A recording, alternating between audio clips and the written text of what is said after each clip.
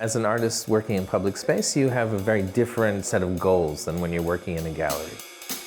When I work in a museum or a gallery, I can make a lot of assumptions about who's going to walk through that door. One of the exciting things about working in public space is you can't make those assumptions. Mark die komt met de concepten en visions voor een bepaalde locatie. En op een of andere manier kan ik dat interpreteren en het vertalen in een echt object. En ook alle technische problemen daarvoor oplossen.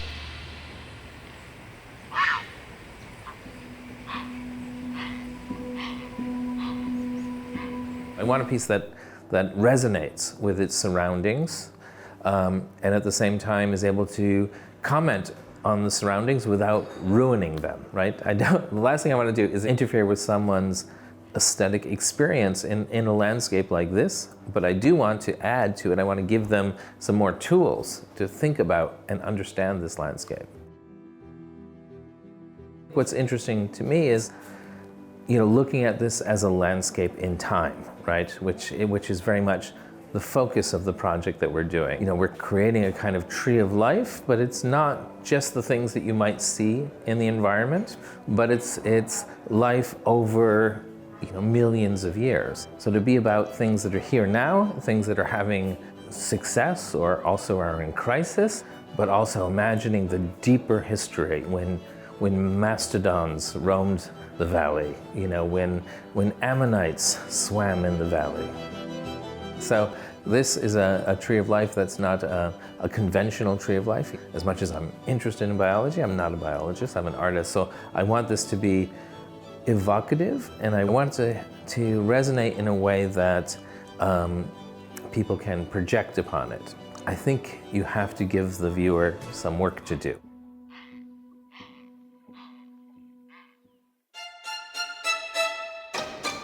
This is certainly not the first tree I've done, right? The tree is an important motif for me, and I think about the tree as, this significant thing that connects the earth, the land, and the underground, right? It has this vitality. It's always been this symbol of life and something that in some way protects us, and hopefully we protect the tree. It really represents sort of perfect biological engineering. So trying to replicate that is not so easy. Luckily, we have a very expert team.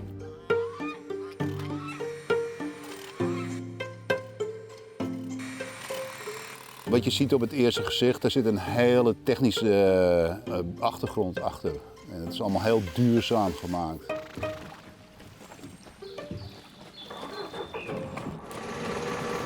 Er zit bloed in die boom van mij. Toen uiteindelijk dit idee was geaccepteerd, dat was gebaseerd op een tekening die Mark gemaakt heeft, zijn wij begonnen met hoe kun je een tweedimensionale tekening vertalen in een driedimensionaal object dat ook al de objecten die erin zitten weer mooi tot recht laten komen. Dus we hebben een computermodel gemaakt. Het was ook besloten dat de fabricatie van de boom hier lokaal zou plaatsvinden. Het zou ook nonsens zijn om een boom te verschepen vanuit Amerika, terwijl jullie natuurlijk boom hebben. Maar om dat te faciliteren moesten we hele nauwkeurige tekeningen maken in de computer. En daarna is de beer en de vos die zijn met hout dat gaan bekleden.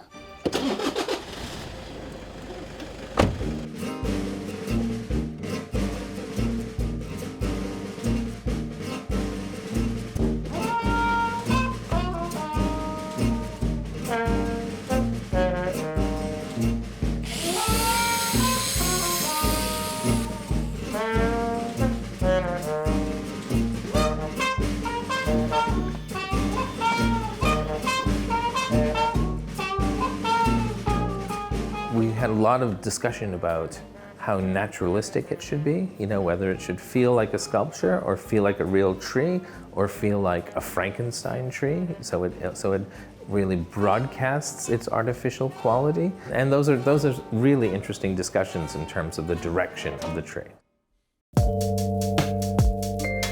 So we have a steel core, We're surrounding it by a natural wood, and we're very much sculpting it so it fits into the environment. We'll be coloring it so it's harmonious with what's going on there. It is a complex piece of engineering.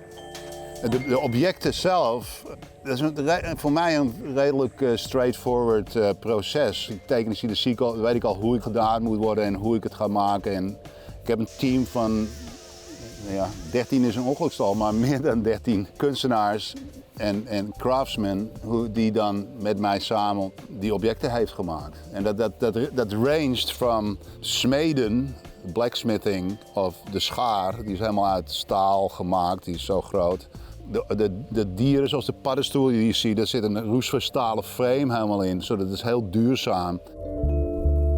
One of the inspirations for this is what happens after a flood, and you see that here very much. When there's the flood and the flood recedes, and you find a tree and there are all these strange objects inside, right? There are grasses and there's plastic garbage and there's other kinds of things caught in these trees. So this feels a little bit like this. There's the flood of time and the water is receded and all of these organisms are in the tree.